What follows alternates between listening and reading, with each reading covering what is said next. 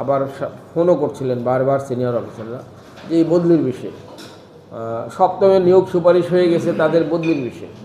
বললাম যে আসলে এই যে নিয়োগ সুপারিশ হয়, প্রতিস্থাপন হয়, এটাও 100% টেলিটকের মাধ্যমে। আমরা চাইলেই কেউ তার নম্বর কম ছিল, যার ফলে পছন্দক্রম অনুসারে পায় নাই, অথবা অড লোকেশনে চলে গেছে, আমরা তাকে চেঞ্জ করে দেওয়ার কোনো সুযোগ নাই।